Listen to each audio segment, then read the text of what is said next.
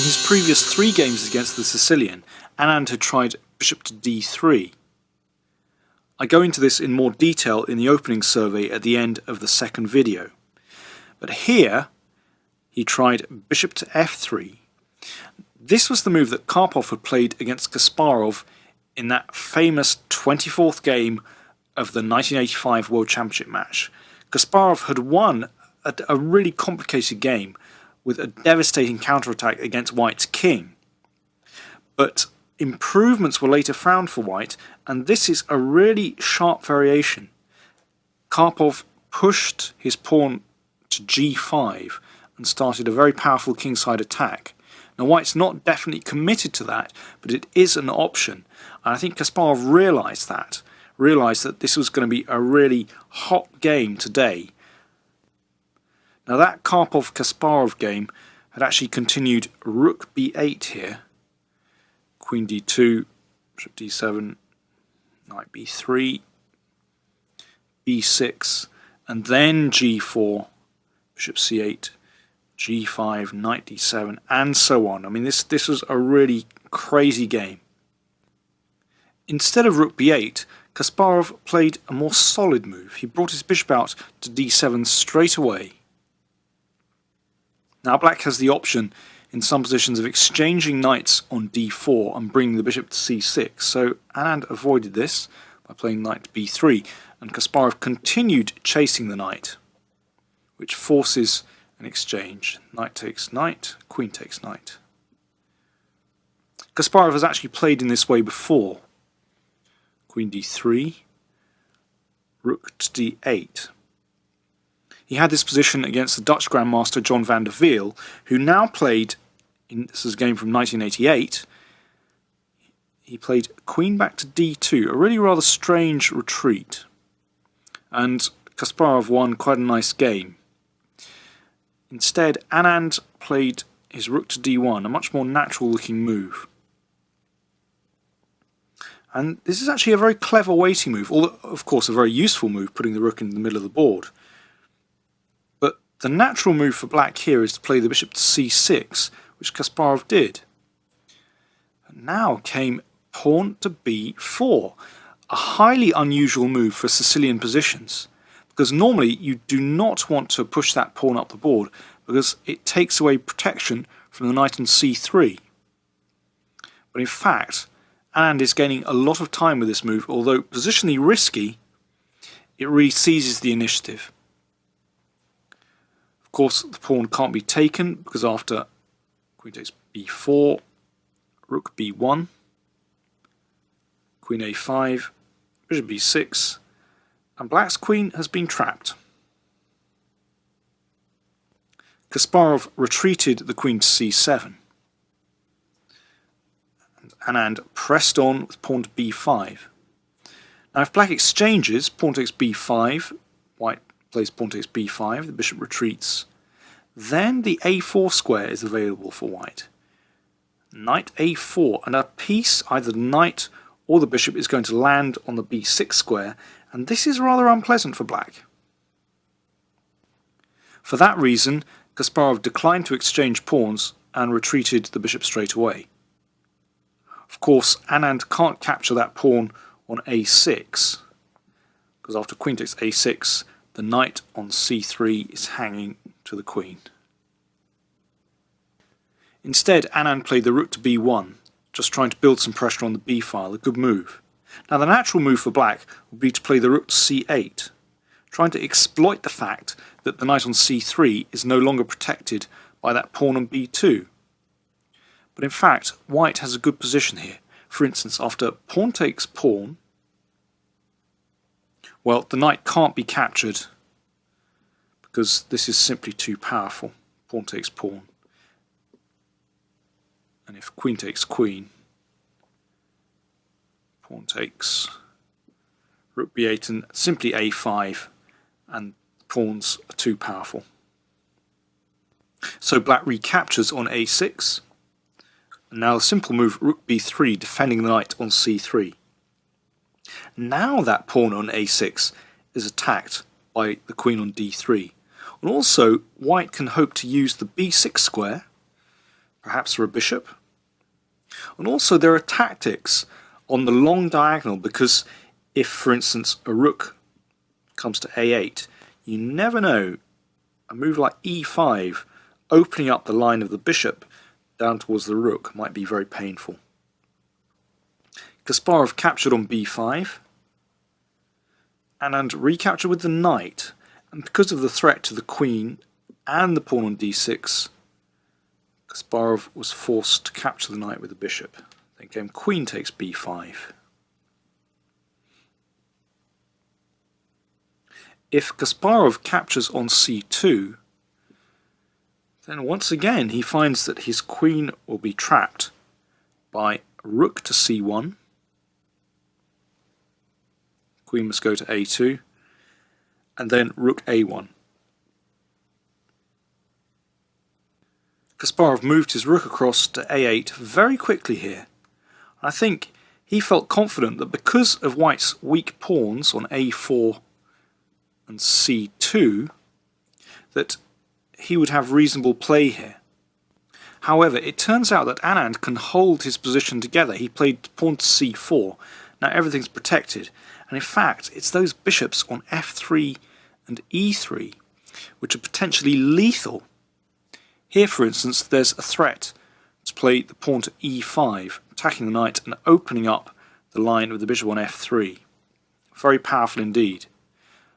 So Kasparov was forced to block that by playing his pawn to e5. Now, of course, if Anand simplifies here with something like queen takes b7, then after an exchange, then the position is going to simplify to a draw, with rook takes a4.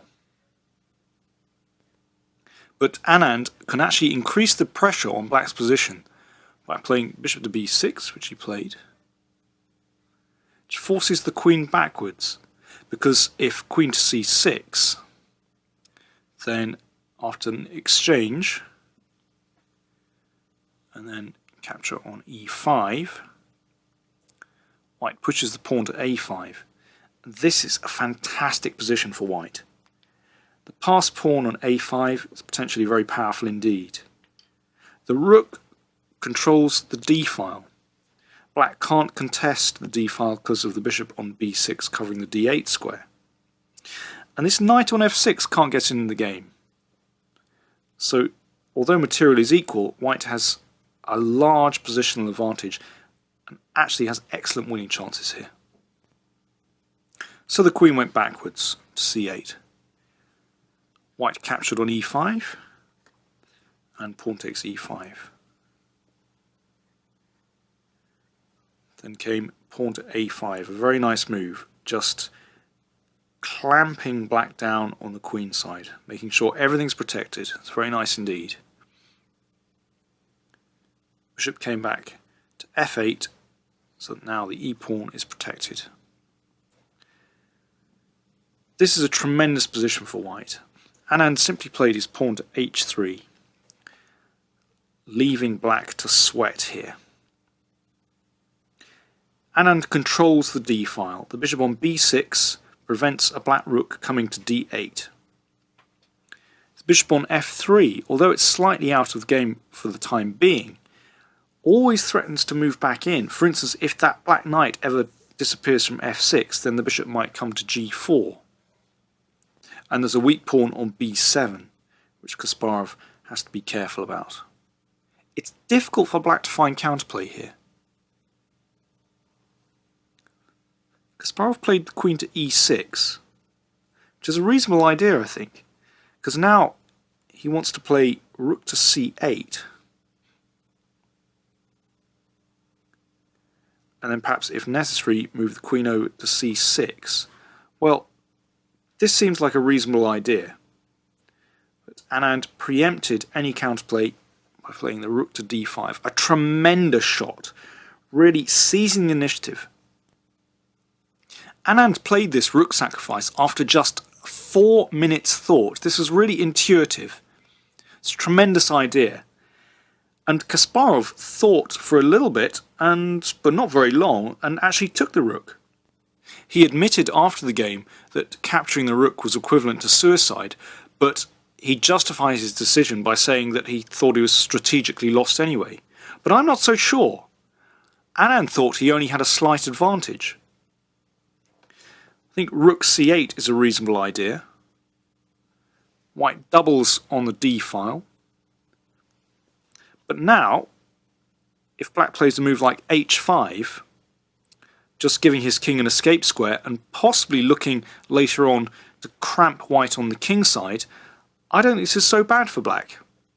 Black certainly isn't lost here. Kasparov obviously figured that after he captured the rook, pawn takes, he would at least get a bit of counterplay on the king side. But as it turned out, after the pawn came to c5, white's central pawns were far more impressive than black's kingside attack.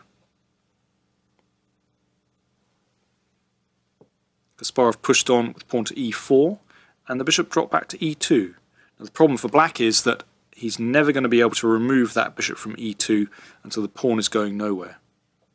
Kasparov thrashed around, played his rook out to e5. Problem is that black's forces are completely split here. The rook on a8 really isn't taking part in the attack, and that bishop on f8 is out of the game as well. Anand played a great move. Queen to d7. That's looking at the pawn on b7, but also it's defending the king side, that pawn on h3. So this is a great move, looking in all directions. The rook came to g5, attacking the pawn on g2, which Anand defended very simply by playing the rook to g1. Kasparov pushed the pawn to e3, but it's really going nowhere. And Anand just kept pushing the pawn to d6. Look at that bishop on f8. It's not going to get into the game at all. And the rook on a8 also completely out of the game. And really, the rook and the queen can't make any headway against white's strong defensive position on the king side. Kasparov tried though. Played his rook down to g3. Anand saw no danger and ripped the pawn off on b7. Now came queen to e6. This is the one trick in the position. Black threatens to play rook takes h3 check, pawn takes rook, queen takes pawn, checkmate. However, Anand dealt with this very simply by craftily moving his king up, attacking the rook. Now Kasparov has two rooks under attack, the rook on a8 and the rook on g3. The obvious move seems to be to play queen e5, looking at white's king, but in fact Anand can simply capture the rook in the corner because there is no decent discovered check for the rook. Kasparov could have tried playing the rook to e8, because in fact after king takes rook, black will get a perpetual check after queen e5, king f3, queen f5 check.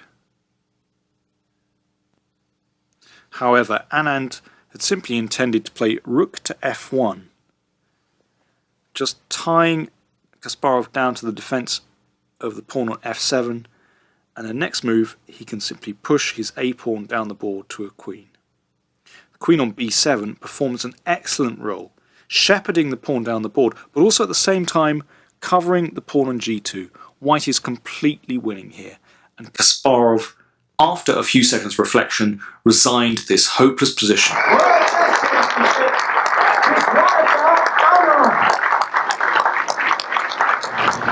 Well, I mean, I won't speculate about his time consumption, but certainly I was surprised he took on d5. It's a bad move.